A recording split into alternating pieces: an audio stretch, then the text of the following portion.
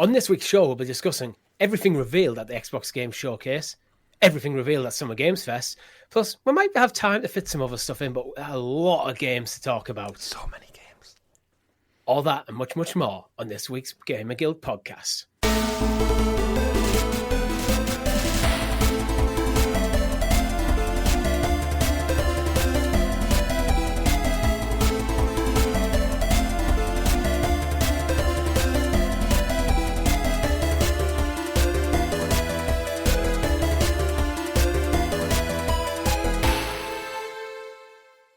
Good game, everyone, and welcome back to the Gamer Guild podcast, your weekly show where we round up all the week's video game news and stories right here for your listening or viewing pleasure right here on youtube.com/GamerGuildTV and up there in your digital clouds on your podcast preference of choice.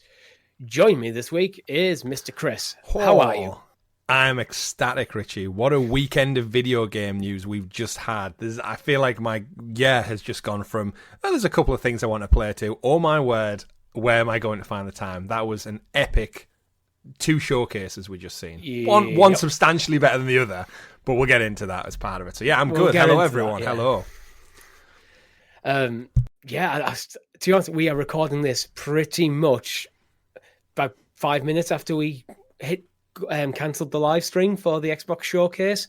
So some details may be missing because literally articles are not out yet for us to reference. Yeah, I haven't even changed the lighting behind me. Yeah, that's how that's how soon we're just going into this as fresh as we possibly can. Probably explains the quite hype energy because I've had 3 drinks as well, so I'm good. I'm vibing. Yeah, I've had a couple of Pepsis.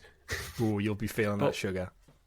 You know what? Before we get into it, we do have a great show lined up for you, but don't forget to like the video, subscribe to the channel, and ring that bell icon so you're kept in the loop of all the amazing content here at GamerGuildTV, such as Chris, Uncharted Golden Abyss. Yes, finished, complete. Of course, our guild heroes, they get it early, up to a week early, in fact. I'm going to start dropping the episodes every Tuesday. So we'll probably return to our normal scheduled live streams on a Thursday or a Friday. So we don't want it to clash with that. So you'll actually be getting this week's episode a couple of days early. But again, our guild heroes, you get up to a week early. So yes, my entire playthrough of Uncharted Golden Abyss, the PlayStation Vita exclusive, finished now, up and available, and I'll be feeding them out. And I do have a full 8.5 hour stream that'll go up in one block video at the very end of it all as well. So if you don't want to watch it piecemeal, patience, hold fire. There'll be a full 8.5 hour full day stream. You could sit down at the beginning of the day with your cup of tea and watch it all the way through till tea time. But yeah, finished, done, loved it. Can't wait to get into something new now, which it sounds like we've got a lot to get into. So yeah, we've got a lot to get into. So I won't dwell too long on housekeeping. As you mentioned, weekly live streams. We didn't have one last week because of Summer Games Fest on the Friday and the Xbox Showcase on the Sunday. So if you want to see our full takes on them as it happens, all that is still on the YouTube channel. You can go back and watch. There's a Ubisoft Forward that goes live today if you're watching this on Monday when the show comes out, but we will not be covering that because of other commitments. No doubt we'll be in the Discord talking to all the great folks in there with it. Links are in the description below. Very briefly before we get into it, Chris, been playing anything interesting? Yes, so off the back of the Summer Game Fest news, we got a stealth drop of a certain game, but I'll hold my thoughts until we get to it. So I've been playing some DLC for a big AAA game that stealth dropped on Friday, or Saturday night, I guess, which we'll get into. But other than that, bit of FIFA / EA Sports FC as usual, and I'm really just waiting for the back half of the year to explode, which it's ready to. So I'm going to bide my time until summer has passed, and yeah, let's get into it. How about yourself? Yeah, finished Assassin's Creed 2. I do need to go and do some trophy hunting, but I've switched over. My main game at the moment is surprisingly become South Park Stick of Truth. Stick of Truth?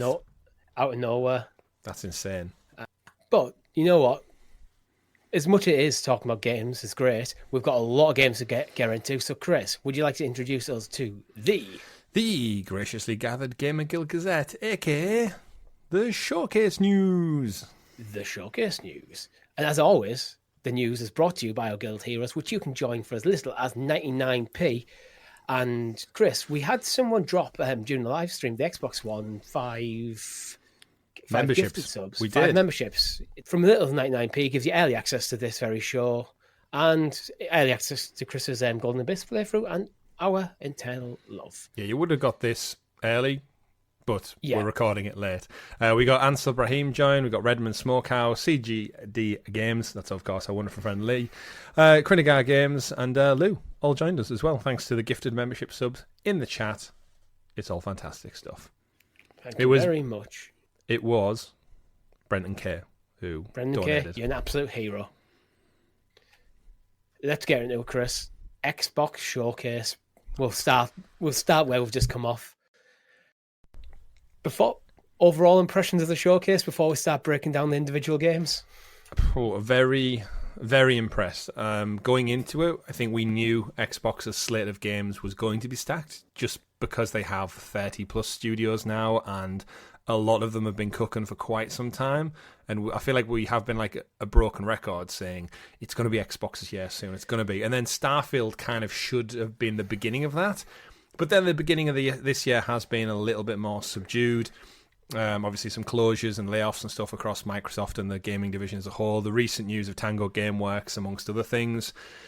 It's been a bit hit or miss still. And we all were waiting for that moment where they begin to fire on all cylinders. And I think this showcase really did highlight to you, me, and probably the wider audience. Obviously, we haven't had time to go away and see what the internet thinks, see what other influencers and gaming content creator circles think. But off the top of my head, I would say that was a pretty banging 10 out of 10 showcase. I don't think they could have done anything more or real differently to make it any better. Yeah, I echo that sentiment entirely. We've been saying for a while, it feels like I went in with a slight bit of trepidation because we know how much Xbox have got in the works. Mm-hmm. But the last few showcases we've had the same thought, they've got so much to show what they're doing, and then you come out and go, it was a solid 7. That was a straight 10 and an easy 10 as well. There was so much. I mean, the first 5 titles alone, I think, would make a solid showcase. And that's Call of Duty Black Ops 6, Doom the Dark Ages, State of Decay 3, Dragon Age Veilguard, and Starfield Shattered Space. It's just like bang, bang, bang, bang. It's like, oh, here we go. Yeah. If you think of like the condition of we had the PlayStation State of Play, which was quite underwhelming the other week, bar Monster Hunter Wilds and the Astrobot announcement. If this was just a half an hour presentation with those games you just listed, that would have beat that one out hands down. Summer Game Fest, I think, did suffer for it because Xbox obviously kept probably a lot of announcements close to their own chest for this reveal, which in turn, unfortunately, Jeff lost out on. But you know what? If you're Xbox, you're doing Xbox things, and now they've got ABK in-house as well. This was the first showcase they were able to, I think maybe in the past when there would have been gaps, they were able to put in banging Blizzard games, banging Activision games, and just really go like flex their muscles. I think this is a 10 even without Activision Blizzard. Yeah. I mean, for us it is, because we tend not to play their games. Yeah, I mean, Activision Blizzard, you've got Call of Duty, there's World of Warcraft and Diablo 4. Not bad titles. Not bad titles, but that's a small section of the showcase. Yeah. So I really think this might be one of the best showcases I've seen in a long time. The pacing was really quite high as well. Yeah, it didn't end. Nothing felt like overstayed its welcome. There was a lot of gameplay stuff. Mm-hmm. A lot of dates. Some of them was just 2024 or 2025, but we did get some actual dates and stuff. So, overall showcase 10 out of 10. Where do we begin? What game do we want to start with? I think do we start with Call of Duty? I think for our audience sake, we should point out that we won't be going in detail into everything because we're going to get lots of news over the course of the rest of the year that'll break it down. We also don't want this podcast to run for 3 odd hours because it's a long time. But in terms of that, I think we pick out some of the big ones. We'll work our way through them and just kind of see if we can just nail down the details that crept out from them, like launch dates, any major features or any announcements. Sorry. Game Pass seems to be a given. I think we joked through the live stream that more stuff is coming to Game Pass than wasn't. So if we don't say otherwise, there was a few things that weren't, but most of the stuff was. Yeah, absolutely. So Call of Duty Black Ops 6. We knew it was going to be a big part of it, but we got a date, Richie. We did. October the 25th. Call of Duty will become day and date to Xbox Game Pass, PC, and PlayStation, but specifically the thing that turned my head, definitely that Game Pass thing, because I'm a lapsed Call of Duty fan. Mm-hmm. When they started doubling down too much on the multiplayer and let the single player fall off a bit, I lost interest. I got a bit of fatigue in the games, and then there wasn't enough content that I wanted to play in the games to warrant the price tag. But with it coming to Game Pass, it's like, I'm probably playing this game. Yeah, I'm exactly the same. I've got so much love for Call of Duty, but it was definitely of an era in my life. And because of the lack of campaign, it was actually Black Ops was the first game to ditch the campaign. I think Black Ops 4, I think it was, or maybe 3, that they couldn't get round to it. Zombies was always my favourite mode, away from the standard game as well. And of course now with Warzone kind of prepping up the year all round, it's almost like the yearly entries, they need the campaign to make them stand out, because Warzone's ever present. It's just a live service version of Call of Duty, and Call of Duty Mobile, we should say as well. So to return to Black Ops with Zombies, we should also point out we didn't actually watch the Call of Duty Direct that followed it, because we were expecting more Call of Duty. So if there's more news that's came out since, I mean, we only stopped watching the showcase like just over half an hour ago, and we're into this podcast. So if anything did come out from the Direct that was maybe like, whoa, I can't believe you guys didn't cover it on the show, there's a reason for it. We apologise. But in terms of Call of Duty, like you said, Game Pass day one, huge get. Absolutely. It's probably the biggest get in gaming.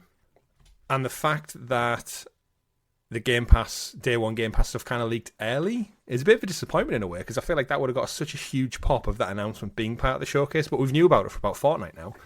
But that doesn't take away from how epic and, I mean, I guess free for us it's going to be. I'm looking forward to it. Me too. It's like, because the quality for Call of Duty games has always been there. For me, it was just, as a just general lapsed multiplayer fan, as that became double down the focus of Call of Duty, I was just like, it's no longer what I want from a game. And as I said, it always came down to price things. Like the campaigns aren't long enough to warrant the price, but I still do like a good first-person shooter from time to time. Absolutely. And surprisingly, we didn't get anything to do with the rest of the back catalogue, which we all anticipated, didn't we? That could be in the Call of Duty Direct, though, because they were looking at Raven, they were looking at was a Treyarch behind the scenes stuff. That's true. So again, to reiterate, we don't know the full details of what happened in that at the time of recording. Yeah, but I'm sure someone is breaking it down on our Discord server, which is one of the functions of our Discord server. Probably, yeah. So yeah, that was the big opening. Phil Spencer stood on stage, swinging his big Microsoft junk round, going like, look who we've acquired, look what's coming. And then Richie, he introduced us to Doom Guy. Yeah. Doom, the Dark Ages, coming in 2025 to Game Pass, day and date, but it's also coming to PlayStation 5. Yeah, nice little nugget we caught, thankfully, after the stream is, they announced on other official channels that, it's coming to PS5 as well, which I think Doom was always one of the ones we predicted would be. So it was nice to see it confirmed. Yeah, because obviously Doom's got a long history of being on PlayStation in the past as well.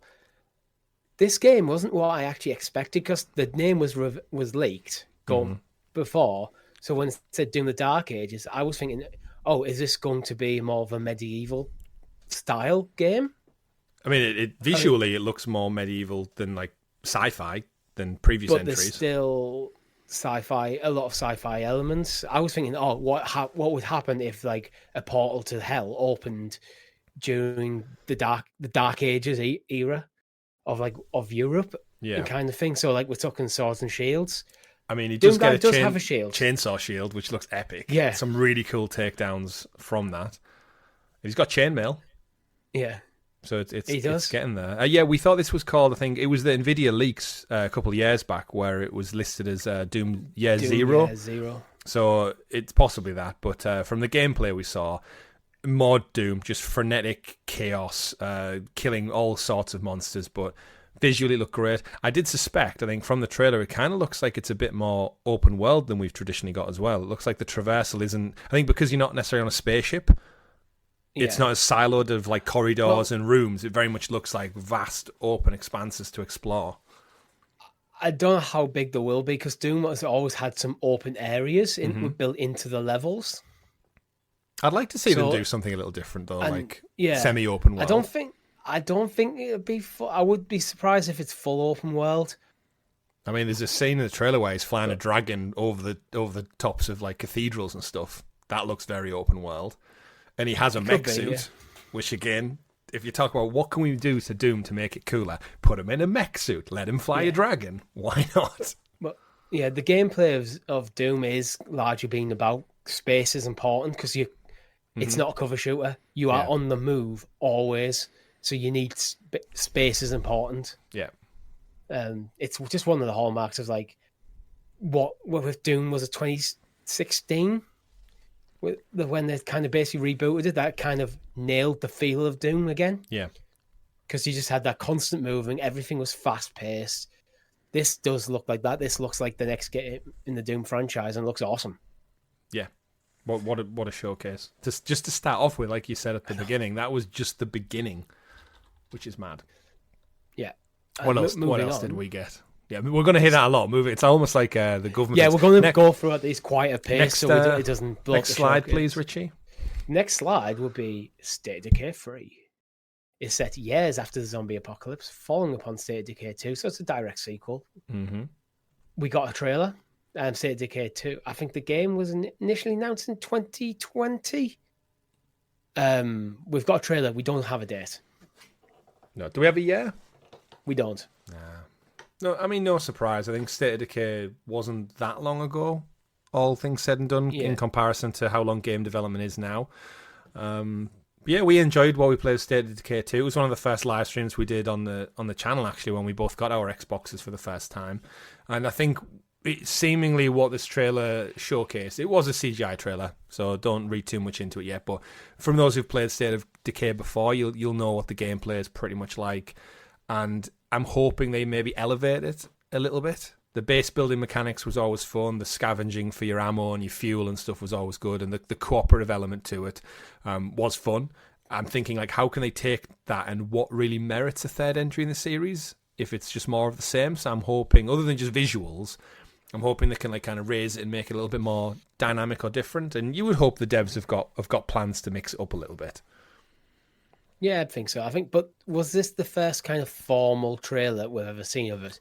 I think, everyone's been known that for years that they're making a State of Decay 3, but I don't think it's ever been anyone's formally went, yes, we're making State of Decay 3. In my brain, I feel like we've seen some really short snippet of like, for all intents and purposes, like a bloater, like a big monster thing, and then the logo splashed up. So I feel like we've had a really short tease somewhere.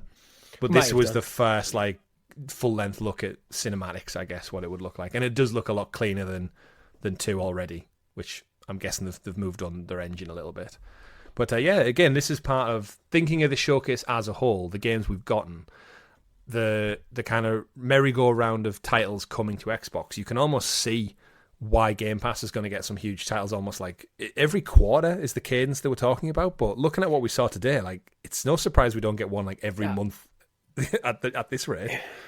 There's a lot. I haven't counted, but I suspect there's maybe 5 to 10, 20, 24 games in the list. Yeah. We don't have that many months left. No, 6 months and counting. And that's not including third-party, PlayStation, Switch, anything like that.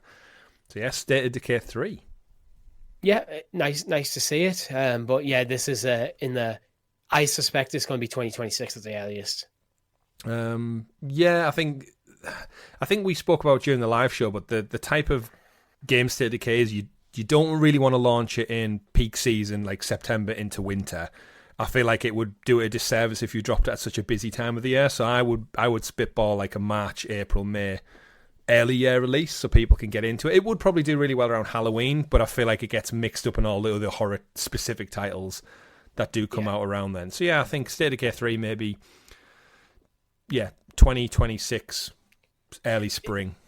State of Decay 3 would have been, I think, good last year when Xbox had a bit of a dearth of content. Mm-hmm. That it could have been a nice. It's not the strongest year, but at least we did get State of Decay, we did get Starfield at the end. It could have been a nice thing to have in, but we'll see what happens with it going forward. Let's move swiftly on to the next game that's had a name change, and we finally got to see more after a while. Not an Xbox exclusive, Dragon Age Veilguard.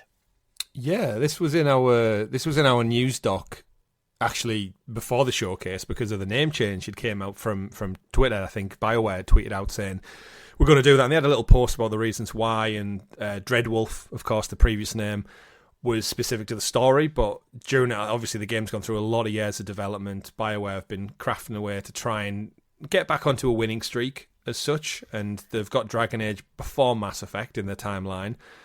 So yeah, I mean, I do personally think Dreadwolf was a much cooler name than Veilguard. Veilguard's not terrible for all intents and purposes, and I don't really know the lore behind the names, so... I think, with no context, I think Dreadwolf is a better title. With context, I hated Solus. Like, I just didn't like the character. Not in the kind of way of you go, oh, you might have hated Darth Vader back when you first watched Star Wars, but he is a good character. I just didn't like Solus. I just didn't like the character. I hated when he was on screen. Just like, get this guy away from me. I don't know. Like, I do not want him in. He was like, he's the guy. He is the Dreadwolf. And what is a Dreadwolf? Is it like a class? He's like an ancient elf kind of thing. Right. Okay. Yeah, Solus and Dragon Age Inquisition was one of your party members. Right. And I just hated him. Just didn't like using him. Didn't like him any of his story. Just not for me. So I'm hoping the change of name reflects that they're moving away from him being the focal point. Yeah, in BioWare's description, I think midweek they did say like that's why they've changed the name, because it's about 6 different characters and they don't want to focus on just one title for those reasons you've just laid out there. As someone who's not played a Dragon Age game, the art style in this one, I mentioned it during the live stream, it looked a lot more cartoony than I was expecting. There is a gameplay premiere coming on the 11th, so this week, so look out for that soon. But I put it to you and said, like, in my mind, this is what Dragon Age looks like. It goes for more realistic graphics, whereas this is maybe closer to Sea of Thieves. How do you feel about that? Quite there. No, not quite, but it's leaning more towards Sea of Thieves than The Witcher, for example, is like a 1-for-1, which I thought Dragon Age was more like a Witcher. They haven't went full Fortnite, but they have took a step in that direction, and Dragon Age has actually had a different art style for every single game so far. Oh, okay, so there's a cadence. Origins was hyper realistic. Right. 2 went quite anime. Okay. With its action. All right. Not full anime in terms of the art style, but in terms of the animation style. Like, it was quite over the top. Yeah. Inquisition was almost like a half step back, a bit more realistic. This is the cartooniest I've seen Dragon Age. I'm not fond of the decision, but I don't think it's a deal breaker just yet. I'll sit with it. Might be. It's one of them things where I think if the narrative's good, the gameplay is good. Half an hour in, you forget about what the visuals are. Yeah, it could be. But I kind of wish they went. I kind of wish they went the other way and doubled down on the more realistic tone, because that's one of the things I loved about Origins. Right. It did have a very gritty, grounded, realistic feel to the game. Okay. Obviously, you're casting fireballs and shit, but yeah, you know what I mean. So, I mean, the great thing is you only have to wait until tomorrow for gameplay reveals. So hopefully, maybe that might just be the cinematic direction. The actual gameplay looks a little bit more grounded and realistic. But hey, check out BioWare's channel tomorrow, and I'm probably sure all other gaming sites, and you'll see a bit more of a deeper dive. So already, Richie, just a few minutes into the show, we got just banger after banger after banger, and then we kind of went into a bit of an update for some live service things, which we don't have to spend too long on, but feel free to gloss over a couple. Yeah, we'll blast through these quick. Starfield Shattered Space, it's coming 2024. We didn't get a release date, and at the best of my knowledge, as it stands, Shattered Space isn't coming to Game Pass, so you'll have to purchase it separately. Yep, we discussed that during the live show, which makes sense, right? Like Game Pass is you're getting the base game, so you're saving £70 as is. If you want to keep playing the game beyond that, then yeah, no prices on it. But it seems like this is the first big thing for Starfield. That you've got a lot in the free patches they put out. They've remedied a lot of issues and gripes that you and me personally had with it in terms of like maps and other little intricate things. So they've already been remedied in free patches, so that's resolved. This is the next big story expansion. So it looks like they're going with like a quirky, ethereal threat out in space, and there's going to be some solid storyline to go along with that. So if you're a Starfield fan, as you've said, Rich, I think this is a game that people are going to go back to year in, year out for probably a decade plus now. Yeah, I think this could be what was it? Phantom Liberty. Yeah. Yeah, for Cyberpunk, how that kind of behind the scenes CG Projekt Red did a lot of patches, a lot of updates to Cyberpunk to get up to standard, and then Phantom Liberty went, oh, we're basically a soft relaunch. Yeah, and it worked. I don't think Starfield was criticised anywhere near Cyberpunk. No. It definitely was nowhere near as broken. But this could almost feel like a bit of a soft relaunch with all the patches and updates and stuff, giving you like a proper map system and things. And it's a cool name. It is. Shattered Space is pretty damn cool. Space, yeah. And the logo looks sick as well. So, I don't think I'll personally be going back to it unless, which we did think, I think if you paid for the early access, like the £30 or whatever it was at launch to play it early, you might have got something included. So I might have to go back and check my receipts to see if I actually do have access to Shattered Space. I didn't. I just played it on Game Pass. Moving quickly on, won't dwell on this. Fallout 76. You knew there was going to be something Fallout with the success of the show. Yeah. There's kind of two announcements to this. The smaller one was in 2025 we get to play as Ghoul from the Fallout TV show. Was Fallout it specifically 76. Ghoul or was it just a Ghoul? But I took it as play as Ghoul, but it could be play as a Ghoul. I'm not sure.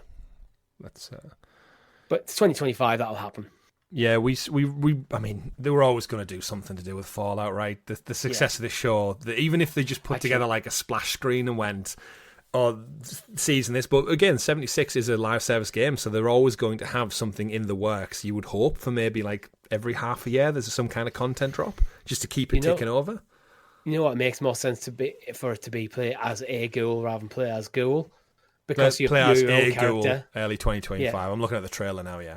But I wonder if it'd be interesting to see how they implement it. It could be how like the Elder Scrolls has always implemented things like vampires and werewolves, where you basically catch a disease to become one. Yeah. And they do actually build cures into the game, so you can unbecome one. That might be an interesting way to do the goals. And we should also point out Skyline Valley, which is the title for that expansion, coming out this week. Because the date conventions look like the 6th of December. It's actually 12th of June, which is this week. So 12th of June, you'll get Skyline Valley, which is a completely new area.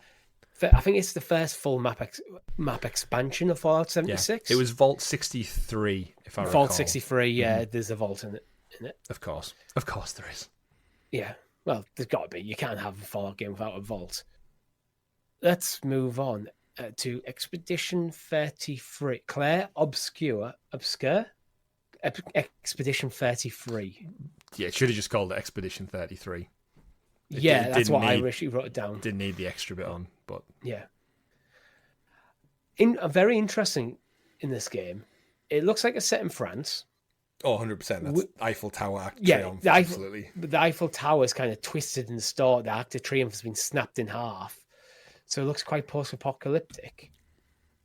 Gameplay-wise, it looks kind of Final Fantasy, a modern Final Fantasy, where you've got that combination of action and turn-based. Yeah, this one caught us off guard because we didn't really know what it was, but the concept for those who haven't seen the trailer is there's this kind of like ethereal god who writes a big number on the side of... is it on the side of the Eiffel Tower? I can't remember. On the side of something, and every time they write a number, anyone who is that age of number just eradicates from the earth, Thanos glitch style. So in the trailer, she writes down 33, and then everyone who's 33 years old just disappears. And it looks like you're on a mission to basically kill this god, stop the world from splitting into whatever chaos this god's creating. And you have a cast of characters, and as Richie said, it looks like some kind of cool Final Fantasy RPG set in some warped version of Paris, fighting some crazy gods. And another record looked beautiful. Gameplay looked fun, frenetic. And I said a little bit, this almost reminded me of...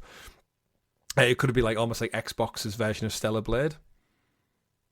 Yeah, the reason I think it's almost like half turn-based, half action is on the left-hand side of the screen, it looks almost like a turn counter. Like you're seeing some like Final Fantasies or turn-based RPGs where you can look at the list and go, oh, you know whose turn's next. Yeah. But I think it looks really cool. It's coming to Game Pass in 2025. which is another great get. But yeah, it just looked, again, I think the whole kind of showcase when we were watching it throughout, it just looked stunning. Like everything we saw had some kind of artistic intrigue to it. But yeah, Expedition 33. I refuse to say Claire Obscure before. It's like, it's just going to be Expedition. They're 33. saying it like I should know or care who that character is, and I think you can maybe do that later down the line. But just why I never liked Alan Wake as a name, because it doesn't really tell you what the thing's about. Until you've played Alan Wake, then you know. Yeah, then you know. Let's keep moving on at quite a pace. We have to. We have 2 showcases to get through. Yeah. Summer Game Fest is going to get shafted in this show. Yeah, it really is. It wasn't as good as this. So I'd rather focus on the games I'm interested in. Mm-hmm. South of Midnight, Chris. Beavers. Would you like a beaver? It's a beaver simulator. It's not that kind of podcast, but yeah. No. Compulsion Games. Yeah. The Deep South. Yeah. I thought this looked cool. It's kind of got that kind of Into Spider-Verse kind of like animation with a lot of the frame drops. But then when the trailer switches between cutscenes and gameplay, the gameplay looks nice and smooth and slick, but keeps the kind of aesthetic going. So it looks like it's really cool. Had a lot of charm and character to this. It really did. And again, set in like the deep south and the probably Louisiana Bayou or somewhere like that. Like the protagonist riding a catfish, having banter back and forward between a giant catfish, talking about a crocodile. And what I was really appreciative of this is they showed gameplay, because we've already had a cinematic trailer for this game, and it had my curiosity last year. Seeing actual gameplay, the traversal looked really fun, really dynamic, and this is probably up there with one of my favourites from the whole showcase. Slight side note for me is me and my wife are massive Disney fans, and for anyone who knows, Splash Mountain, the famous ride from Disney World that's like from the 70s, just got a complete makeover to look like The Princess and the Frog, which is Tiana, and it's set in the bayou and there's crocodiles and jazz music and everything. This has that vibe through and through. Like, you're talking like the absolute South America gorgeousness, like charm, music through and through, and I think they'll have done so much research into that as well. But yeah, protagonist looks really interesting, and yeah, it just looks like my type of game. I think I said during the live stream, third person, bit of action, quirky, charmful, a colourful list of characters, and it looks quite similar to Kena Bridge of Spirits in the way that you'll be kind of clearing the rot out from certain areas during fights, so cleansing the world of something that's happening. And you go into an area, get sealed off by the rot or whatever it is, and then you have to defeat the enemies to move on. Traversal looks really cool. Almost looks like weird water powers, so she can almost make like a glider with them. Yeah, I mean, if you remember the Fest trailer, she met some kind of skeleton character playing a guitar on like a pier in the bayou. Yes, yeah. I feel like he's some kind of like grandmaster who gives her some kind of weapon to fight these rotting creatures, because she's got some kind of trinket on her back that's like the tip of a spear, but it looks like it would cage something, so maybe some kind of soul stone or whatever. And it looks like she uses that to traverse, to fly, to get around. But there's definitely like magic at play to some degree. But the visuals, it's just in this warm baked sun in a bayou environment. It looks great. And there's a cow on the roof. Don't miss the cow on the roof. Important things. Do you even have a good game if you don't have a cow on a roof? No, or a horse. No. Witcher style. Is the cow called Roach? We'll have to keep moving on. I'm going to say that a lot in the showcase. Yeah. I mean, what was the date on South of Midnight? Was it just the year? 2025, and it is coming to Game Pass. So my prediction would be we see a Developer Direct. I think this will be in next year's Developer Direct in February. Yeah. We'll see a full breakdown of what this game is, what it's going to look like, what the Compulsion worked on. Because Compulsion made We Happy Few, which was a well-received game, but didn't sell too well. And I'm not surprised they've pivoted to a new IP, but yeah, this one in particular, I think this is up there with one of my highlights. Yeah, I kind of hope at early 2025, because the last few years, the first half of the year has been relatively quiet.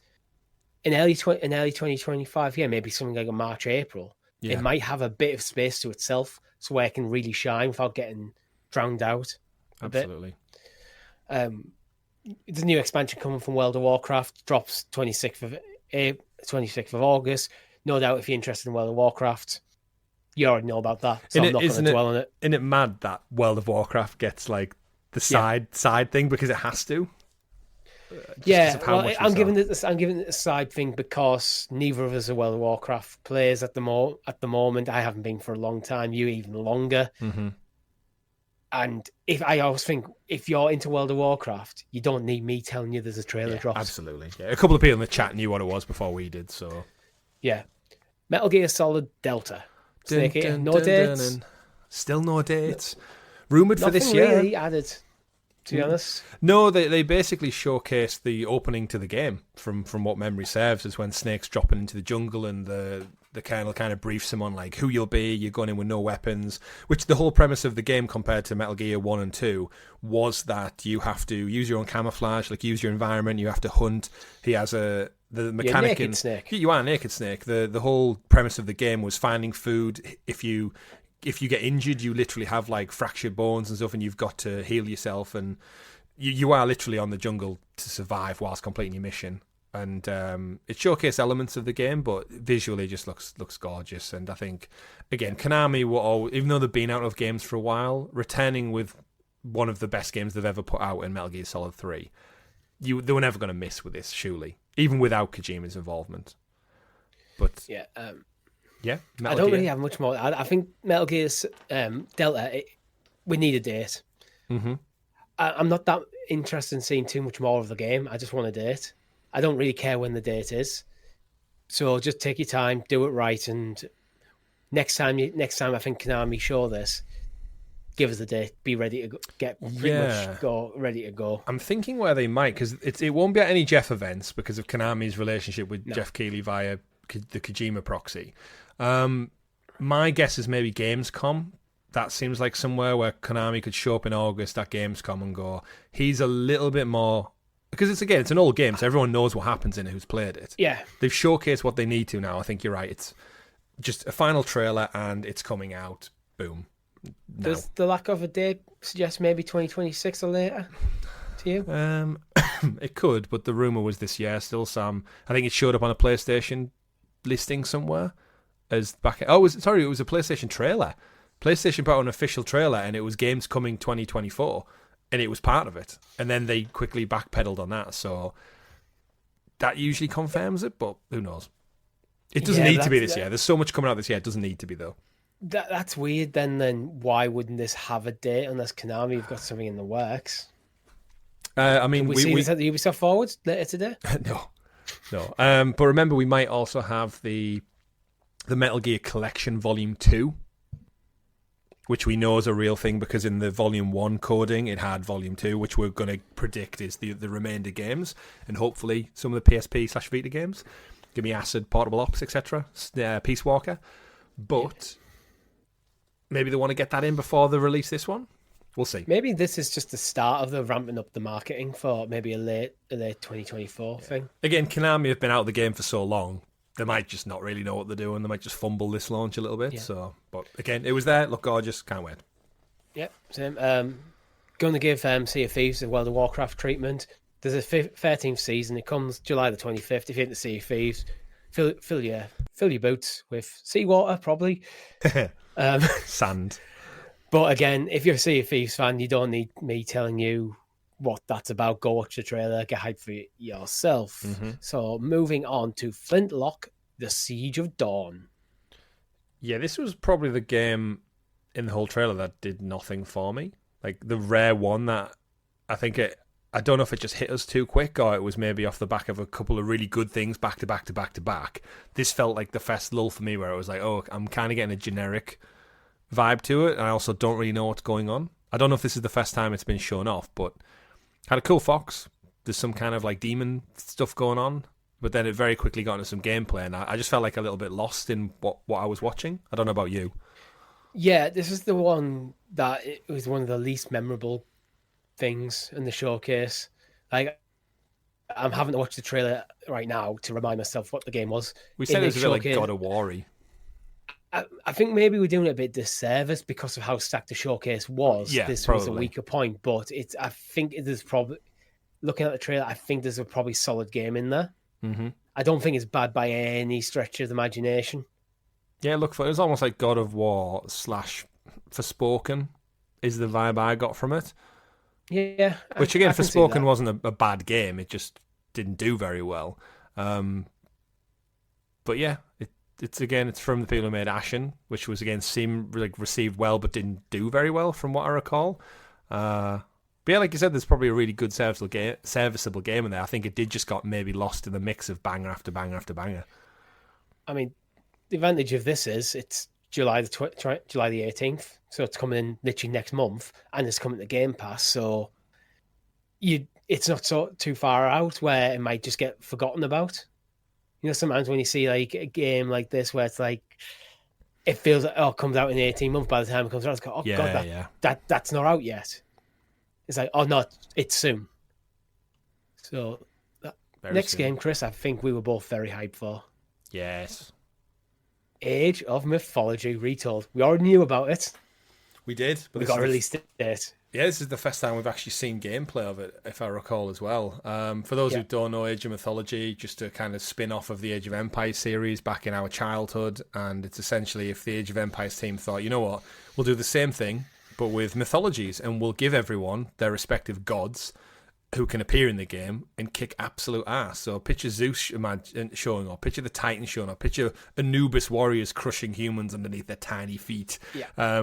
You get that in a beautifully realised RTS game. Coming to Game Pass.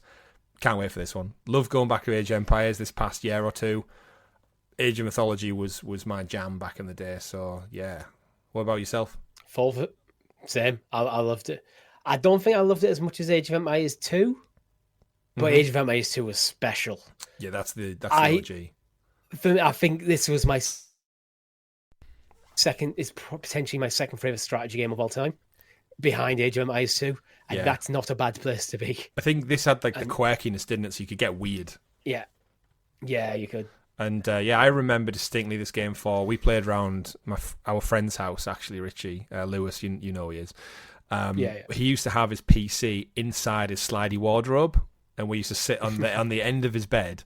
And I remember we recreated the Battle of Helm's Deep because it was around the Lord of the Rings 2 Towers coming out. And you could make your own maps. And we dropped about 1,000 units in to kind of recreate the Uruk-hai versus... It blew up his PC. His PC did not run for shit. It was running at like 2 frames a second. But we let that whole battle play out to see how fun it was. And I always remember that because when you're done, you just slid the cupboard door shut. And his PC didn't exist in his room. But yeah, big, massive CRT screen as well. But yeah, 4th of September. Just in time for my birthday. Cannot wait. Indeed. But something that we don't have a date for, but a lot of people very much looking forward to, is Perfect Dark. Yes, Al Davis music. One of our guild heroes will be over the moon. He's been screaming for this for ages.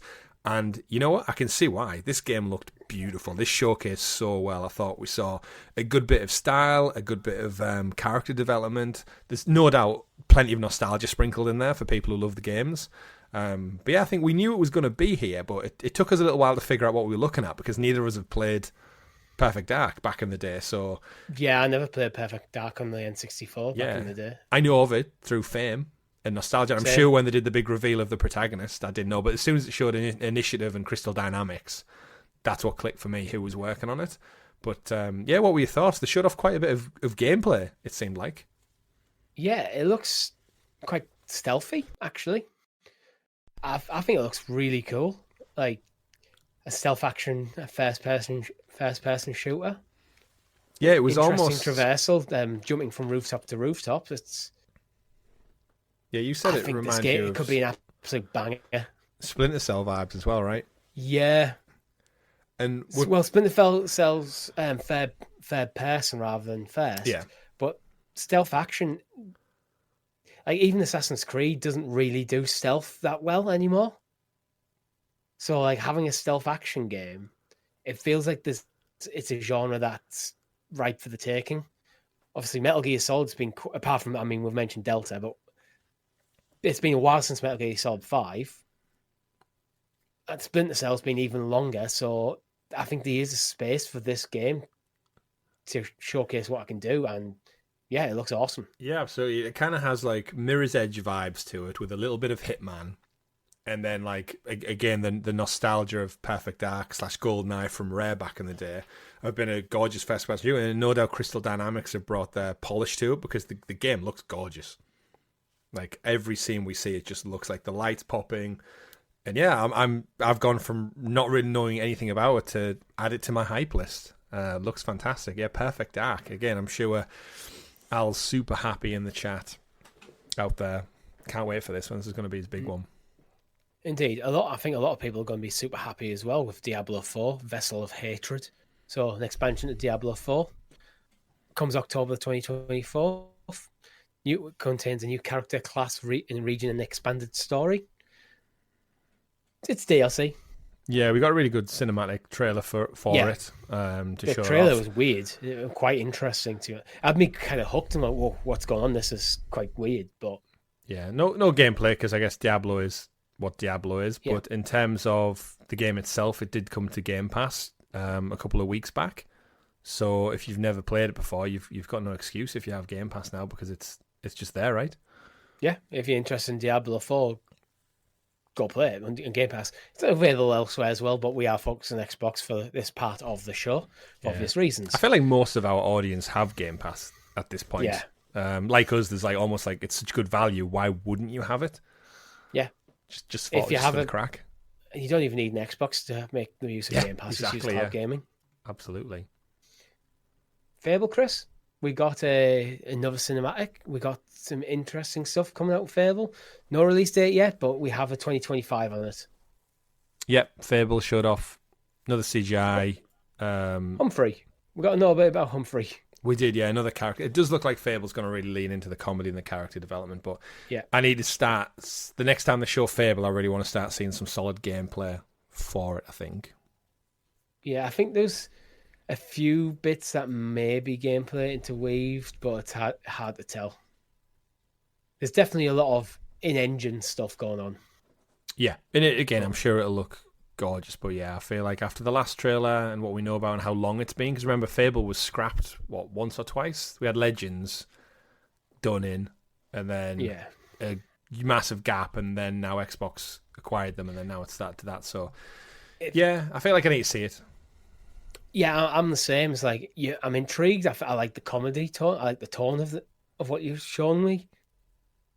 I want gameplay next. Next thing, give me some solid gameplay. But again, this could be like a developer direct. You know how they did like with Starfield? Yeah, that could be that. You know what? On the run up to it, we're going to show you one more trailer, and like maybe this time next year, here's our Xbox showcase, and then there's Fable. We're going to do 25 minutes on Fable. Yeah, Fable. Talking to the devs, behind the scenes stuff, showing you gameplay. Yeah, I mean, I'm sure close to the time we'll be sat there going, yeah, we're going to see Fable, we're going to see South of Midnight, like everything we saw last year at launch, and then it's kind of got a recap this year. I feel like a developer direct in the beginning of next year would be like the right cadence to then talk in a deeper vein of these. All right, we've been on this new story for a while. And we're not even done yet. We're not... Is any ones that you want to pick up on? Because there's a few bits where I think we got to the point of the show where it did dip a little bit, but not much.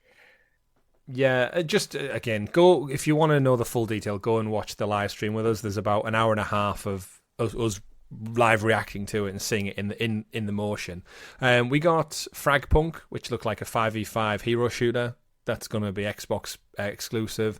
We got Winterborough, which looked like a cool little indie game with mice. We got Mixtape, which looks like Life is Strange, until we got a Life is Strange announcement.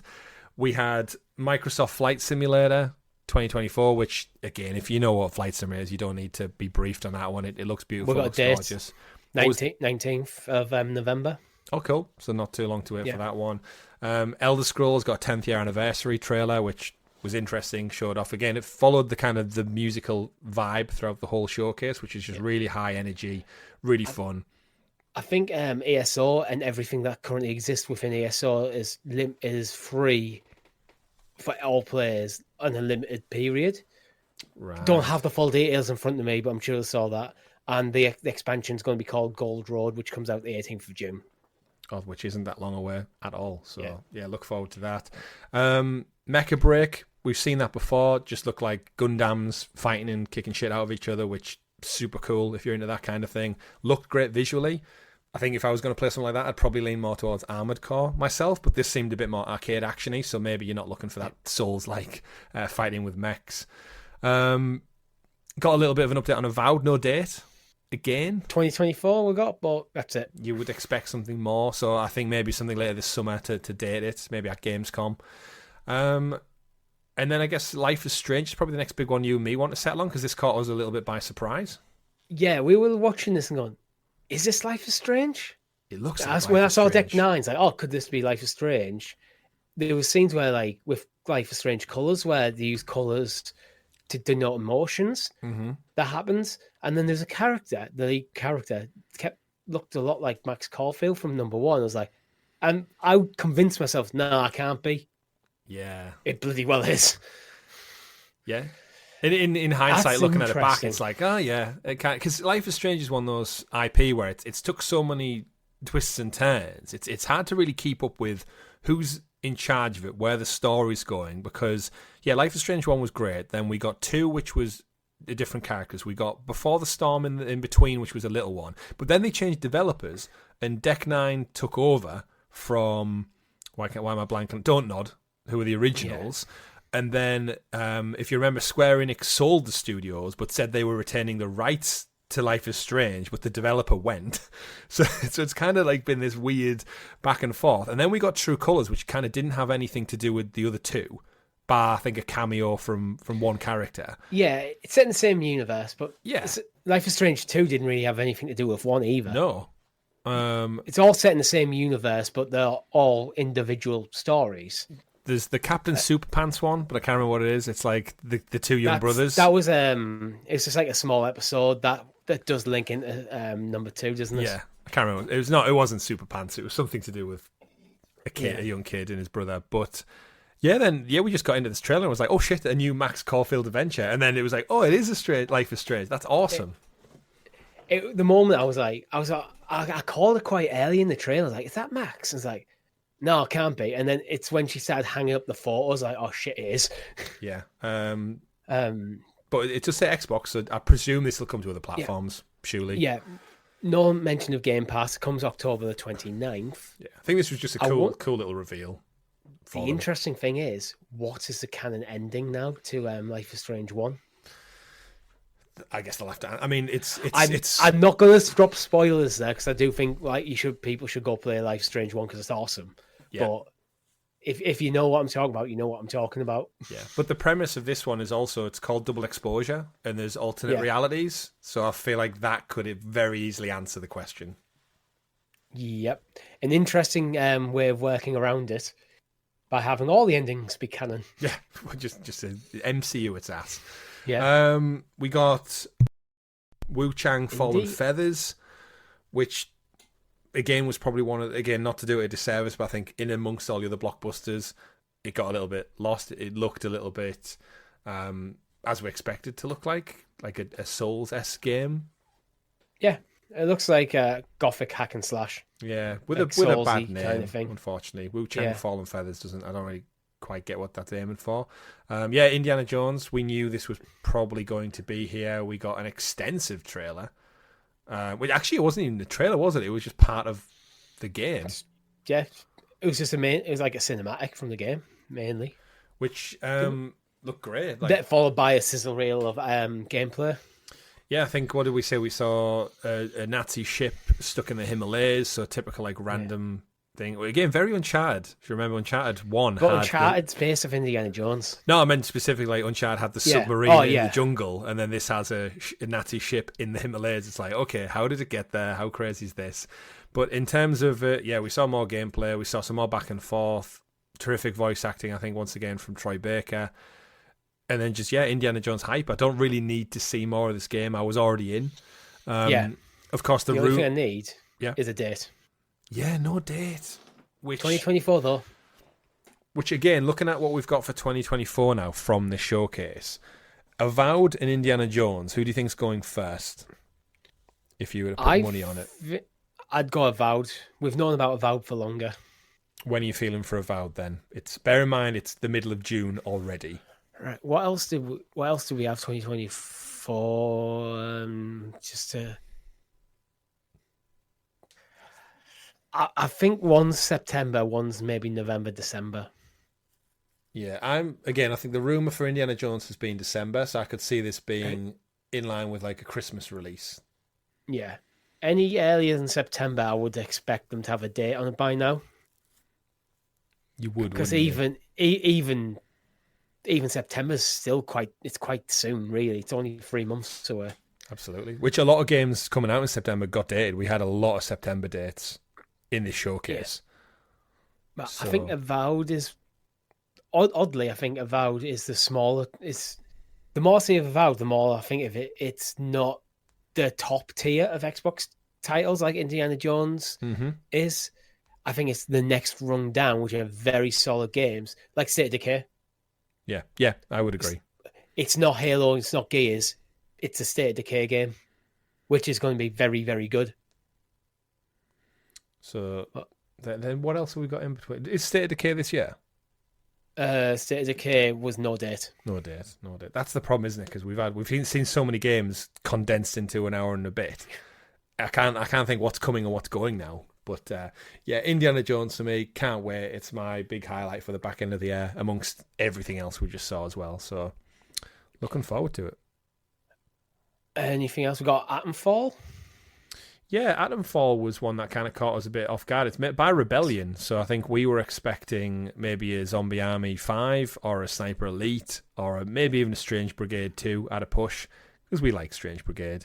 But instead, it looks like we got a new game set in some kind of warped alternate history of Great Britain with like mech suits and everything. But it looked like typical Rebellion fun, but I think it looked good. I think it showcased really, really well. It had like a quirky bit of fun and humour to it.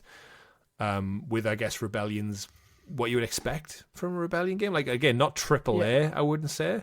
There's definitely like a budget limitation, but it looks fun.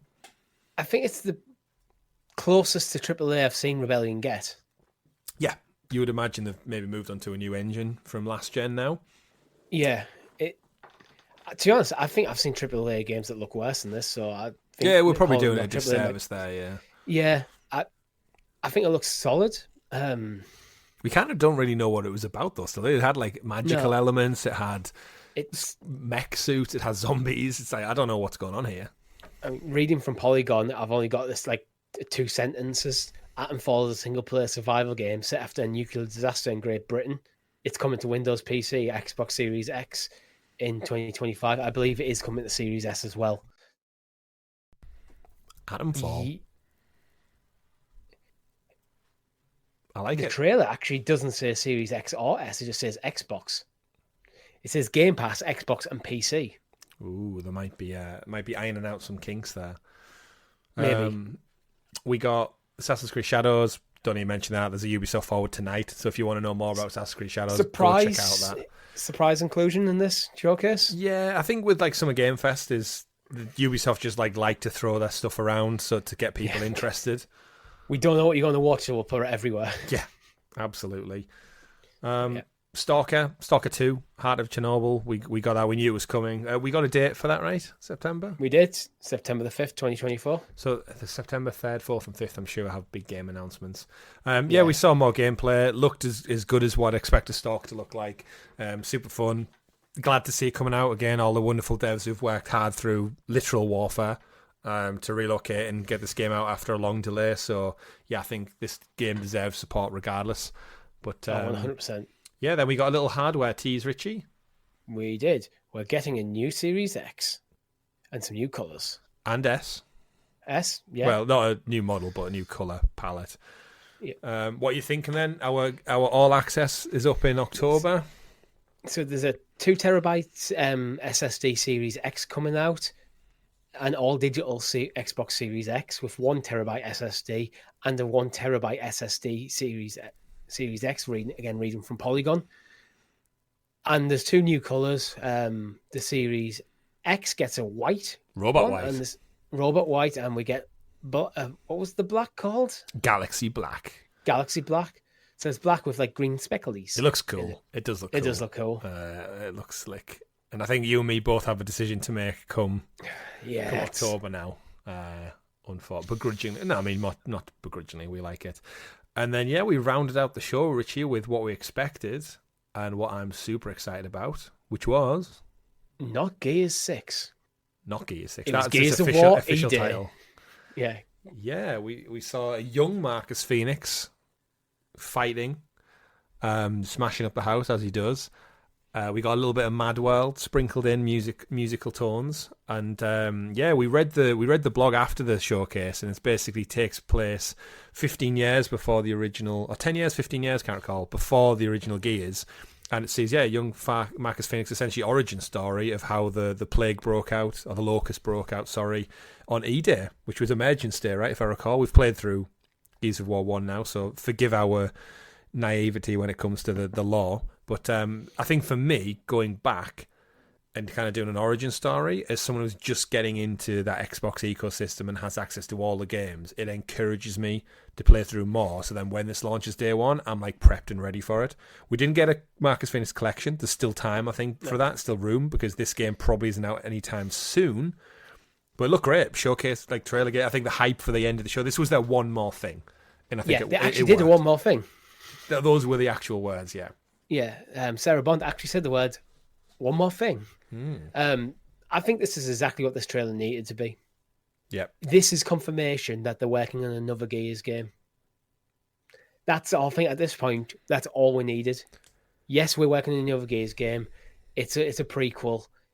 He's a cinematic. We'll talk to you about it later. Yeah. No release dates, nothing, but it's the first announcement of the game, so yeah, that's all it needs. You know what? I'm thinking I didn't recognize Marcus Phoenix at first in the trailer. Not without his bandana, but just his hair's so good. I was like, I didn't think he had that much hair. But we're going to see. He's an older man by the time we played him. Well, yeah, lost exactly. a lot. Stress. Weathered through war. But this is going to look... Yeah, it's going to be great. They went back to Gears of War now. They dropped just Gears, because like Richie said, it's not 6. So yeah, Gears of War E-Day. No dates, no time frame, but I'm excited for it. Same. That was a lot, Chris. So should we go to the next? Was there another showcase? There was another showcase, Summer Games Fest. We're not going to cover this the same way we've just covered the Xbox One, because quite frankly, I think we were both in agreement that this was fine. Yeah, I enjoyed the Summer Showcase, but Jeff did come out ahead of time and say, like, look, it's a quiet year for games. Even himself, he scored an 8 out of 10 himself. So with his own personal bias, you could probably take a scoring 1 or 2 points off that. Yeah, there's some interesting stuff there, but compared to the Xbox One, it's hard to get as excited. Side by side, absolutely. So we'll just pick a handful of titles, the things that we're most interested in, and then we'll take it from there. I'm guessing we're both very interested in the first title that was announced, Lego Horizon Adventures. We certainly are, yeah. Interestingly enough, do you know all the rumours about a Horizon remaster that were going around? And everyone's like, it's too early for a Horizon remaster. I think this might be that. When they were saying like they're going to remake Horizon 1 and retell Aloy's story, that's what this game's doing. It's essentially Horizon in Lego form, but not like one for one, with like a wacky, zany Lego twist on it. It looks gorgeous. I think it looks great. And I think, Richie, you've just started getting into Lego games with your girlfriend. I have. This must be right up both of your streets, because you've probably both got the Platinum in Horizon, if I'm right. I can't say for certain, but I think we've got the Platinum in... Both of us have got the Platinum in both games. Yeah. So, what are your thoughts on this one? I thought it's different for PlayStation. I think we praised it during the showcase for doing something family-friendly. And I think with Astrobot and now this, I think it could be great fun. It's a nice addition to the catalogue, and... my only slight worry is a PlayStation trying too hard with Horizon to turn it into an IP, because there's talk of an MMO. There's probably a Horizon 3 in the works at some point. There was the VR game. There's a TV show. Mm-hmm. It's a lot of Horizon they've got working on. I think we said again during the live stream, is because Sony doesn't have many IP that necessarily lend itself to not an M rating. So you can't do The Last of Us, because it's like murder and zombies and whatever. You can't really do I kind of think God of War, because it's just too violent and stuff. And I think Horizon, if they can get away from maybe Aloy being in everything and just making it about the world and the robot dinosaurs, I think that can totally exist. Because let's face it, a giant MMO thing is pretty much just Monster Hunter. Kind of, yeah. And then the story one is there for those who love the single player element. The Lego one's there for the family. The VR is there. Let's face it, you're not going to get a sequel. So the VR one is there for VR enthusiasts. And the TV show is there because everything's going into a TV show now. But Lego Horizon Adventures, I think it's nice to see Lego get away from just movie tie-ins. Because they've been doing that for a long, long time now. So see them branching out into games could open the door to a lot of cool IP getting turned into Lego. Yeah, telling the original Horizon, it looks like there's also like base build mechanics in this as well. Yeah, you can have your Ferris wheels and your hot dog stalls randomly because it's Lego. And almost telling the story of the first game in Lego form could be actually really interesting with a few Lego tweaks to it. Mm-hmm. And I think I'll really enjoy playing this, to be honest. I think I will as well, with my wife probably in tandem. And the only odd thing to come from this, coming to Nintendo Switch as well. Yes, that was something I was going to bring up. It's like, what? A PlayStation-owned IP is coming to another console. You can play as the PlayStation exclusive protagonist, Aloy, on a Nintendo Switch in a brand new game adventure. Which is like, what world are we in now, Richard? We've got Xbox games coming to PlayStation. We've got PlayStation games going to Switch. Will we see Pokemon on PS5? Is this Sony experimenting a bit, do you think? I think with the success of the day-and-date PC launches like Helldivers and then soon to be, I'm blanking on it. What's the shooter that's just about to come out? Concord. Concord, that's coming to PC as well, day one. I think they're learning very quickly that, you know what, the more places you can play, the better. And a Lego game on Switch is easy money, right? I think they'll probably look at it and go, and we should say this is Nintendo Switch, nothing about Switch 2 or anything like that. I think they're looking at this and go, maybe Nintendo aren't actually in direct competition with us anymore. Mm-hmm. Yeah. Because I don't necessarily, well, they are from one point of view, they are, because we could all argue all entertainment properties are in competition with all entertainment properties. Yeah. But as a like for like, a lot of people have PlayStations and Switches. Most people have two now. I think if you're an adult gamer, chances are you have two. Yeah. Two of the three, at least. And unfortunately, Xbox is in third place for a long time. And I've always said Nintendo have basically carved out their own niche and do their own thing. And while the rest of the gaming industry is fighting off over there. Pretty much. So, so this could be Sony experimenting. Go, you know what? It's Lego, so it is a third-party game. It makes sense to put it on Switch. Let's see how it goes. And maybe there's future scope for doing more stuff like that. I mean, during the live stream, I straight away, I think, said off the back of this, the Astrobot game would sell gangbusters on Switch. If you put that on Switch for 60 quid, I mean, there's that too, a reduced version of it, but Astrobot on Switch, with the Mario fans who love 3D platformers as much as they do, they would gobble that up easily.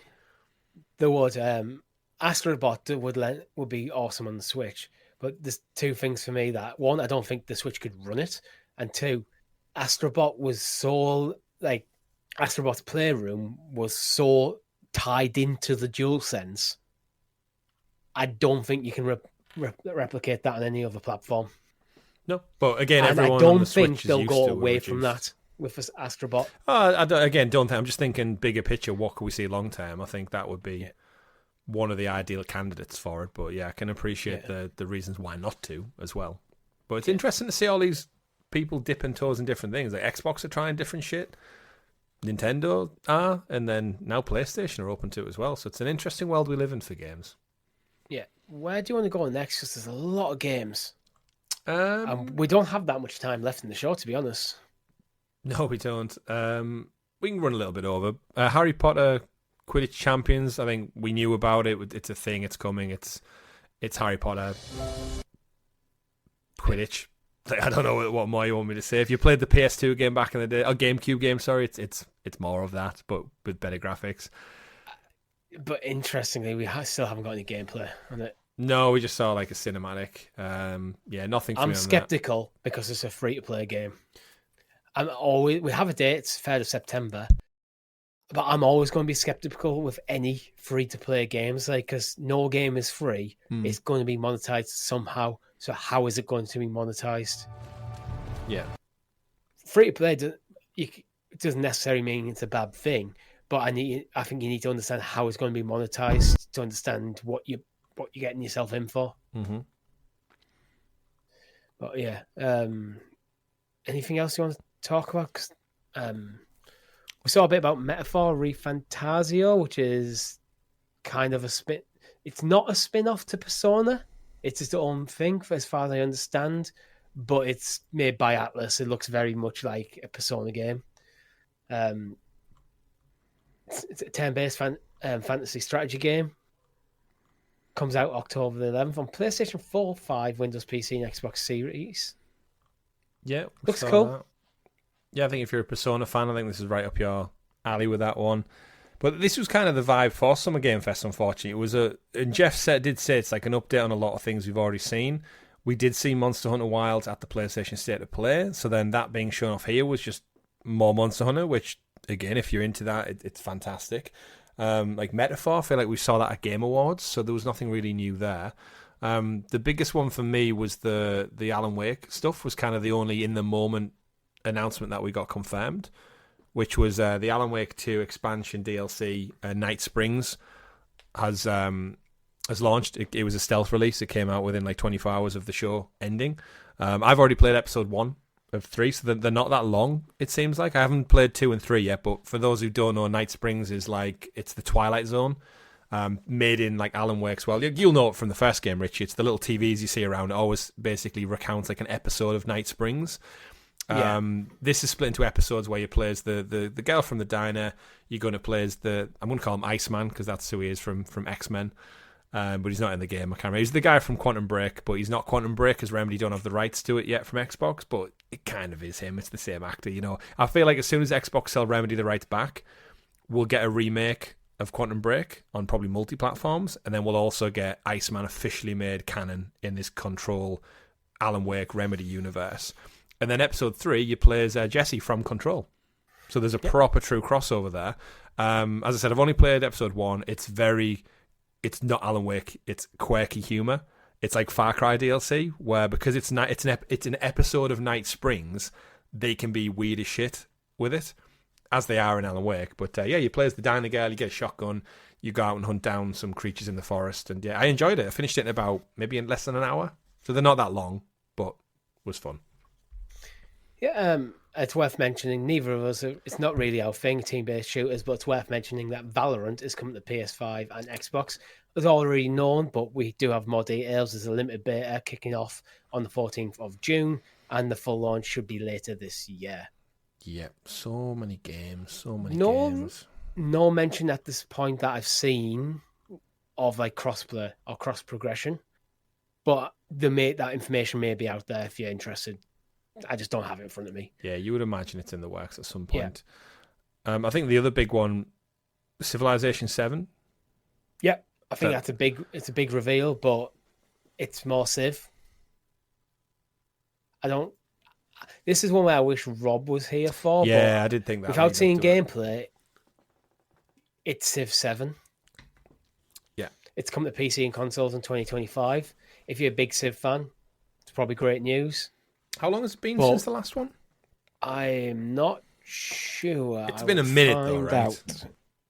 Like it's been a minute because I've never played Civilization. I feel like I've dabbled in games similar to it, and of course we had Humankind kind of come out and attempt to fill that gap a couple of years ago, and I know it did okay, but I feel like Civilization, it's almost like because it was the first one to success, if anything's not quite close to Civilization, it almost just gets like a nod of approval, but that's about it. Whereas now this is a full-on next entry in the Civ series.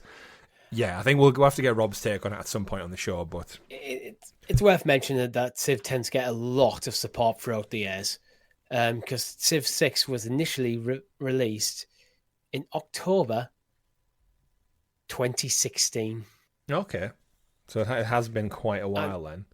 And if you're a PC gamer and you fancy playing a bit of Civ, before them, the 21st of June, I recommend getting yourself over to Steam because the base game is at a 95% off sale. It's currently £2.49. Oh, nice. Or you can get the Platinum Edition for £13.31, which is, I believe, all of the DLC. Cheap as chips. The anthology actually, I think, comes with all the older Civ games as well. It's only £20.82. So if you fancy playing some Civ, get over to Steam now while there's an absolute bargains to be had. Yeah, it's great. Well, Speaking of bargains, we got a showcase for horror from Blumhouse Games. I think this confuses a little bit during the showcase because they showed off like 5 games in a sizzle reel, but they didn't really set the tone for it was going to be a sizzle reel. So you and me got caught out a little bit thinking like, this one game looks quite stylized, and then all of a sudden it was like a 16-bit platformer. Yeah. And it was like, what the hell? And then we're like, oh, wait, this is a different game. But what I think is great is like Blumhouse Games is like traditional like movie producer, sorry. So like the likes of Megan and Five Nights at Freddy's movies, which have done really, really well in their respective fields. They've then pivoted towards game publishing and said they want to create a safe space for indie developers of all sorts of horror to get together and basically help support them into publishing games. So the sizzle reel showed off everything from like pixel art to PlayStation 2 PlayStation 1 Resident Evil style emulation to first person horror. And again, horror comes in many, many forms. So the sizzle reel actually showed off quite a lot of cool looking stuff. But I think just in the moment, we just got a little bit taken aback by why it looks like 5 different games in one, and that's because it was 5 different games in one. Yeah, absolutely. A few small things, well, not necessarily small things, but we're going to pass through them very quickly. Dragon Ball Sparking Zero got a release date, October the 11th. Yeah, Dragon Ball fans hype for that. Sonic X Shadows Generations, which is a kind of an anthology between Sonic Generations and adding some more classic Shadow content in there. Should I got a release date of October 25th? Should I play that at all? Because I had this moment after all these announcements, right, where I thought, you know what, I'm a huge Sonic fan. I love the new movies, I love the old games, but I've never really played a game in between. I was like, Frontiers must be on sale now. But then I was like, oh, well, if Generations is coming out, and I'm like, I don't really know where to jump back into Sonic. As like a lapsed fan of the games. I love Sonic Mania, but that was obviously just old school. Yeah, remade. I would look at I don't know what platform Sonic Generations was on. I actually played it on PC. Like Dreamcast. If you can get it, I want to say PS3. You think? If you can get it cheap on maybe Xbox or PlayStation, it bounces between classic and modern the time, modern Sonic in terms of its gameplay. That's why you have the little Sonic and the bigger Sonic. Like the little Sonic does the classic stuff, but that's worked into the narrative of the game. Yeah, I remember seeing the trailer in like Curry's or something back in the day. So the first level you do on Sonic Generations is actually Green Hill Zone. I mean, isn't it in every Sonic game? No, but it's actually it's the full 2D side scroller Green Hill Zone, but as a modern take at the time. I think it's worth checking out if you can get it cheap. But I couldn't tell you what platform you'd be able to get it on now. PS3 360. I mean, if I was going to pick it up, I'd just get the X Generations one and play Shadow. Why not? Because we had the Colours remake, right? Like 2 years ago. I don't know. I'm not fully up on that. Either way, like I feel like I've had an urge to play a Sonic game again, but I don't know where to go. But it was nice to see. No trailer for Sonic 3 the movie, unfortunately. We've got to go fast. We do. Into Black Myth WuKong. Finally got released it. It did, yeah. So again, this year. I feel like it's a game that's been a long time coming, and then now it's coming. It's jam-packed into the back end of the year when everything else is coming out. What was it, August the 20th? August 20th. However, I only have that date for PC. Wait. We have had news this week. It's coming to PC and PS5. Xbox is going to be later, which has pissed off a lot of people, as you can imagine. Yeah, I remember actually when we were watching the showcase, I suspect is this Series S problems. Because there's always been rumours that Series S, some devs aren't happy with it, holding games back a bit. Mm-hmm. If the Series S, because Microsoft require dual launch for Series S and X, if they don't have the Series S ready to standard, but they have PS5 and PC ready to go, if you're an independent developer, are you going to hold back releasing your game to deal with Microsoft? Or you're just going to go, you know what, we'll get this out and then we'll focus on that later? Yeah, I mean, I think in the moment we thought, have they got a PlayStation 5 exclusivity deal? Which, because this is games made in China, they have closer relationships with Japan as well. So, and the way that it's published by Epic, I believe, and Sony have shares in Epic. So there's a couple, I think, maybe politics going on behind the scenes. And I think with PlayStation not really having a first party game out this time of the year in August, it's probably just clever dealings as well to say, like, right, well, we'll double down on this. You know, the kind of, what came out last year that didn't come out on Xbox, and everyone, it was Baldur's Gate. And everyone flipped out going, why isn't it on Xbox for the S reasons? And it was great that it finally came, but they missed that initial beat, and I think WuKong's been so long in the coming. But for me personally, I think we're still stuck on, is it a Souls game, is it not a Souls game? But now with the August date, it lands the week before Star Wars Outlaws, so you've lost me, unfortunately. Unless it like gets 10 out of 10, so I'm like, oh shit, I need to play this. But also, as a side note for WuKong, the physical release will not come with an actual disc. It will come with a digital code inside. So it's not a physical release. It's not a physical release, but they've explained, again, due to the nature of the China getting things distributed and being an indie studio, they don't quite have the stuff together to get it done yet. But they are going to look into resolving it. But you know, somewhere like limited run games might solve that problem down the line. The limited run games getting a lot of work. We should rewind a little bit back to the Alan Wake 2 DLC drop. They also announced a physical release. So I don't own Alan Wake physically, which is annoying me. But now they're announcing a deluxe and a collector's edition for Alan Wake 2 because it's so... It's a weird one. Announcing physical releases as like a good thing after your launch, it's not the world I want to live in, but it's unfortunately a state of digital media. I think one day, like, physical media is gone. Like, it's collectors. It's like vinyls. Yeah. That's why I think you might get... Well, I think we're already there, to be honest. If you think about, like, music, you can technically still buy vinyls and CDs and stuff, and even new music, but no one does. It's only collectors who do. They're popular for, like, birthday gifts and stuff for your dad for Father's Day and whatnot. Yeah. But, yeah. Anything else? No, I don't think there's anything major. There's other stuff. I think Cuff Books looked interesting because it was one person from the studio. Choo Choo Charles guy. Choo Choo. Yeah, Choo Choo Charles. Where you play as some jailians. It's like a prison break kind of game. Jailians, yeah. What trailer in the Xbox Showcase did we watch where someone went choo choo really loud and we both laughed at it? Choo choo. God, They did it right in the middle of a trailer. There was like a random character went choo choo. It was hilariously timed. Was that in the Xbox one or was that in Summer Games Fest? It might have been this. Yeah, it was the showcase we just watched about an hour ago. Someone halfway through it just randomly went choo choo, and we both thought it was hilarious. I can't even think of what game it was now. But in summary, Summer Game Fest. There was a couple of more indie games showing off. One to stop. Sorry if we can't get them. If you thought it looked epic, Hyper Light Braid. There was a couple of free to play games which padded out the back end. Power Rangers, etc. It really kind of fell flat in the last third for me. Summer Game Fest this year, and Jeff again for some reason doesn't have a big ender. Game Awards is more understandable, but I think for Summer Game Fest, we saw how much of a pop we just got with Gears. It's such a shame he couldn't get one more thing, like maybe Death Stranding from Kojima, like another trailer, just to say, like, before we go... Two Night Springs could have been it. Lego Horizons could have been it. They're not the absolute slam dunk of titles, but something. There's standout titles in there. Yeah, just waving on stage and going, see you next year, is like... Bye then. It's kind of like, okay, Jeff, thanks for that. I know he listens to criticisms and stuff. That's one where it's like, you kind of needed one more thing to close your showcase out, and he never seems to do it. I think his hands were a little bit tied with the content this year, I think, unfortunately. But should we pivot to some quick stories, Richie? Yep.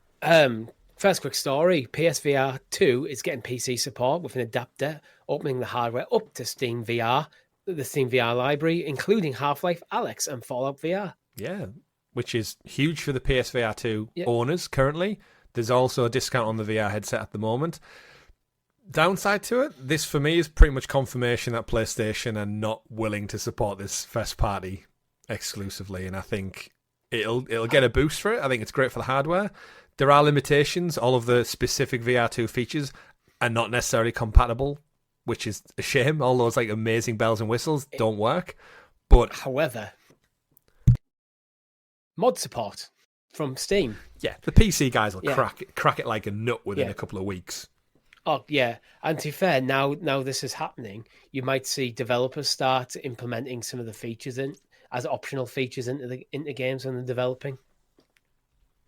So we'll see where that path leads. Octopath 1 and 2 have come straight on the Game Pass. Seemingly out of nowhere. Always good news, more games. Talking about stealth releases, right? This was what, Tuesday or Wednesday this week? We just casually mind our own business, getting prepped for a double showcase this past weekend, and then Square Enix, after their earnings call the other week where they said we're going to diverge and we're going to go multi-platform for some of our titles to get a bit more money, and everyone was talking about, Final Fantasy will probably go like Xbox and maybe Switch and stuff like that, and then they just drop Octopath 1 and 2. Just it's on everything, and then not only that, Xbox like, well, you know what, we'll have them for Game Pass as well. So yeah, two amazing titles straight into Game Pass this week now, available right now.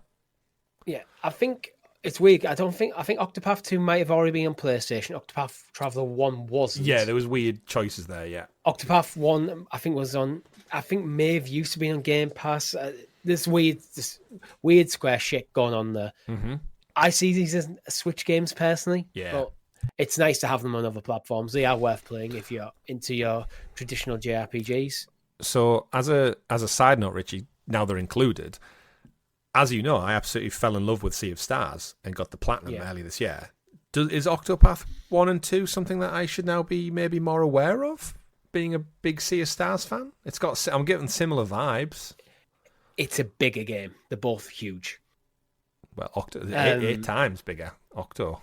Yeah, you're looking these at 80-hour games, not like Sea of Stars, which is like 20. Okay. It's worth giving them a go. It wouldn't be top of my list of games to recommend to you, but yeah, I'd give them a go. They are quite traditional in terms of the presentation of like as a JRPG, though. Mm-hmm. But that's the point of them games. Yeah, of course. Yeah. Interesting. But I love both of them. I never actually finished Octopath 2. I kind of fizzled out a bit, and I think Zelda came along. Yeah, I was going to say I think something else came and knocked it off. Yeah. Few quick titles. Kena Bridge of Spirits finally come to Xbox on August the 15th. We already knew that was happening. Yes, not Game Pass, unfortunately. It comes with a few more features, but I'm a big advocate for this game. So if you've not played Kena Bridge of Spirits, it's indie title. Is it Ember Labs, I want to say? It's a must play if you're into some third person, cute, whimsical, almost like Pixar fun. This is one to check out. August 15th. Surprised it's not gone into Game Pass. It really struck me as a title that they could have been like an easy win for a game. It was up for the Game of the Year awards, I believe, or Indie Game of the Year possibly. I think it was. I'm sure it won a bunch of things, but yeah, for an indie team, absolutely smashed out of the park. I love that. And my hardest platinum to date that I had to get, so it's up there. Yeah. There is rumours apparently a Halo maybe come to PlayStation. I don't want to spend too much time on this because they are only rumours. Yeah, and we didn't see any Halo. We didn't see any Halo news at the showcase. Like not even updates for Infinite, which probably could have fit in there somewhere. I do feel like Xbox should always mention, like, in the Sea of Thieves updates. Very surprised they didn't say, and Halo Infinite, like it's still a thing. My assumption is they have nothing to show, which is unfortunately good news. Yeah. So maybe a reset, and the rumor is they're going back to remake Combat Evolved again, but we already kind of had that as part of the Master Chief Collection. But then, I guess as time goes on, you can make it look even better, right? Maybe a reset point. I don't know, but I think we're both in the same thing. If it came to PlayStation, like Gears of War, I'd buy it. I wouldn't buy it because I have it on Game Pass, but that's the only thing that would stop me probably of being interested in buying it. Because I don't see much point in buying a game I already have access to. So many would, though. Millions. But if you are a PlayStation gamer, I've never played. I haven't played the campaign of Halo Infinite. We'll get there eventually. We've played Halo 1 and 2. Eventually. We'll get there eventually, yeah. Yeah. Concord, we got a price point, £35, similar to Helldivers. Yeah, I think it's smart. I think we were worried with Concord. If it was going to come out with a full price tag, it would bomb. I think £35, $40 is like a safe bet to, it's not a major investment, but if it looks good enough and it gets you out the door, and I think with the PC release, I think it's a smart business model. I think free-to-play maybe undervalues the product a little bit, which I think a lot of developers maybe make the mistake of I tell you what, we'll go free-to-play, and then millions will play it because it's free. And then what everyone does is looks at it and goes, oh, it looks free. It's probably just another generic game. I'm not going to bother. Whereas I think if you do attach... There is something to be said about putting a price tag on it. Look at Astrobot. It got confirmed this week, Richie, it's going to be £60. So not quite the full 70, but I think 60 says something to me as a consumer that I'm expecting a full game. Like a full quality game. If it's 20, you think, oh, it's starting to get to like indie zone, like 15 to 20. So I think there is some like clever social science behind the pricing of things. And when Sony hit the nail so much on the head with Helldivers, you might as well just have a second crack at the whip and just replicate it, right? They've stumbled into, maybe our games as a service stuff. We'll put a 35 quid price tag on them. People will just, you know what, it's 35 quid. I'm interested in the game. It's not going to break the bank. I'll give it a go. And if they fall off, they fall off, and you've got the money. Or you get them in, and then you start doing the microtransaction stuff. Well, and it doesn't have to be egregious. Look, Helldivers being praised for its microtransactions. Yeah, they can learn a lot from that. But I'm the prime candidate. Bought Helldivers, enjoyed it so much in the first couple of hours. I bought the War Bond within like 3 hours because I was having so much fun, and because I hadn't paid £70, there was a lot of wiggle room in my budget to go, you know what? Yeah, you devs, you've deserved it. And I think Concord, it looks like it's got the polish. And with the PC counterpart, I think a lot of Steam players will eat up a £35 price tag for a quality first-person shooter. Yeah. So, yeah, I think Concord potentially could be a winner. Not for us, personally, but I think it could do well with the PC market. And I think Overwatch 2 flopped a bit. So, I think the arena shooter, there's a gap. There's space to take the crown. Absolutely. Yeah, I think the last thing we're going to end on, Last of Us 2, The Last of Us TV show, Season 2, rumoured to be getting split out across a couple of seasons. Yeah, it's because, Richie, the world out there, the audience, shouted, we don't want Clickercast to end after just 3 seasons. We want it to continue forever. So Craig Mazin and Neil Druckmann clearly got together and went, guys, GamerGuildTV fans, we've got you. Don't worry, we'll spread the season out. Jokes aside, I think they don't want to kill off Pedro Pascal too early. Yeah. I was going to allude to it without actually saying them words. I think that's a nice end point of the season. Maybe not the last episode, maybe the penultimate episode of season 2. I don't think in season 2 he's going. I think he's too big of a name attached to it. I think they'll keep him around for but you another can. One. Because you can flashback stuff. You can, yeah, true. But it's TV, so you have to do that a little bit differently. But we got confirmation it's also going to be a slightly shorter season with only, I think, 7 episodes they've confirmed instead of 9, which means Clickercast will be shorter. But you know what? I'm sure the quality's there. We've got a lot of casting news. I'm excited for it. I do think there's enough content because they'll have to tell the story differently. Oh yeah. In the TV than they did, because in Last of Us 2, it's pretty much play through half the story, change characters and play through the same half the story again from a different perspective. Mm-hmm. You can't really do that with a TV show because you're going to be bouncing between them. Yeah. So you're going to see, I think there's enough content there easily to take you up to pretty much the point where Ellie's setting out. I think Ellie's setting out is the end of the next season 2. Yeah, I think there is... It's a nice end point. There's absolutely a lot. And I think we've theorised before is that season 2 could kickstart off and you could pretty much spend the whole time with Abby, like for the first episode or 2, leading up to the events of the end of season 1. And that culminate together. And then we go, oh shit, this is what happened. And then the rest of the season opens up into everyone else's story arc. Because you want to get people to like Abby. You need to get people to like Abby. You do. Before you pull the rug out from under them. Yeah. Whereas in the game, it did it very differently. But I think in a TV show with an audience instead of a player, I think they could do some clever things. But of course, you'll have to tune in for the Clickercast next year. You kind of have to get people to like Abby, to pull the rug out from under them, then to spend the next few seasons getting people to empathise with Abby more and start looking at what Ellie's turning into, that exploration of characters. Absolutely. Yeah. I can't wait. It's so long away. And Clickercast will return. It will. Just like this show. It will. Very quickly, Chris. This day in gaming. Oh, yes. Things. Yes. Anything jumping out at you? Oh, this day in gaming. Let's have a look. Wacky Races on the Game Boy Color. Wow. There's a shout out. Prototype, originally from Activision, came out 15 years ago in 2009 on PS3 and Xbox. That is... Xbox is kind of like superhero game now. I'm surprised. I wouldn't be surprised if we saw Prototype remake or reboot imminently in the next couple of years. Because again, superhero games sell, and they don't have a Spider-Man Xbox, so I think there's room for fun. Indiana Jones and the Staff of the Kings, PS2, PSP. I bought it. I own it. I actually got it for the channel. You might see me play it in the lead up to the Great Circle later this year. So stay tuned. But nothing much from me, but I think it's worth mentioning FWM Jim on the Sega Genesis. Good old FWM 9th of June 1994. 30 years. Whew, don't you feel old? Don't we make you feel old in this podcast, folks? Yep. Sorry about that, guys. But, yeah. But that, I think, is all we have time for this week. It's been a bumper show with 2 massive showcases, so we've had to blast through some of the news. We did cover in the live streams both the showcases, Summer Games Fest opening night and Xbox Direct, so you can go watch them in the full as we live react to them. These are Ubisoft coming tonight. We're not covering it live, but no doubt we'll be talking about it in a Discord. The link's in the description below. Make sure you like the video, subscribe to the channel, and ring that bell to be kept in the loop of all of our content here. With that, my name's been Richie. I've been Chris. Good game, everyone. Goodbye. Bye.